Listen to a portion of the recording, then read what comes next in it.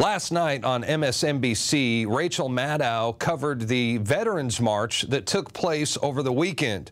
And in stereotypical mainstream fashion, she deliberately distorted and falsified the facts surrounding the protest. First, she made it look like the Veterans March was organized by the Tea Party, led by Ted Cruz and Sarah Palin.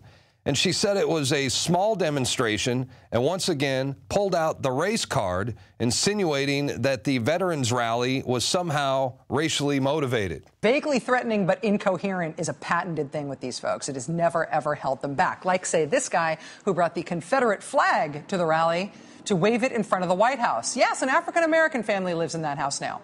But hey, I think the idea here was more about waving a Confederate flag in front of a house where a black family lives than it was about anything specific related to the Marines. And of course, they kept showing footage of this one guy who was out there with his Confederate flag, but failed to show the incredible amount of veterans who showed up, including, yes, black veterans. And that's because most everyone is extremely outraged right now about the Obama administration putting up barricades and denying veterans access to our nation's memorials. Y'all need to perform the Constitution you took the oath to do. These veterans served our country. They put their life in line, on the line for you, for our country. And you're going to block their access to the memorial? Surely you got more dignity and respect than that. You're going to spit on their graves as well when they die? But Rachel Maddow's lying to her audience got worse. She claimed that the veterans, for example, were throwing the barricades at the White House, which did not happen.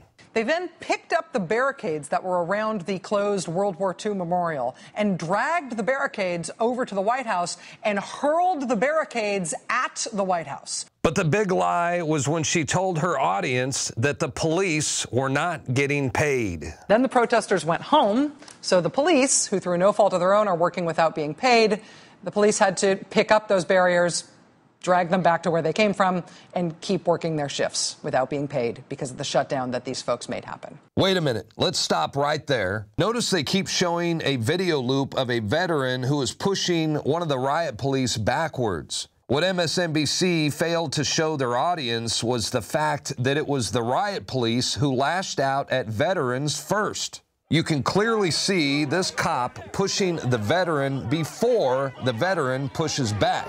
MSNBC deliberately edited that part out of the video. And as far as the cops not being paid during the shutdown, it's on record that all patrol and riot police are seen as essential. They're all on duty and they're all getting paid.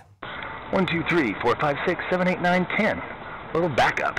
So the police that are getting yelled at there are working without pay while the shutdown goes on. And working without pay includes now getting screamed at for being at work. Is there any threat? Is there any law being broken? And there were a lot of World War II veterans that showed up for the march over the weekend, and no World War II veteran should be denied access to the Iwo Jima Memorial or the World War II Memorial or to any other memorial for that matter. And the fact that they were denied access should be a wake-up call to us all. The enemy is no longer foreign, it is domestic. So remember, you can't trust MSNBC, you can't trust Rachel Maddow, and don't fall for the race card. Those memorials belong to us, each and every one of us.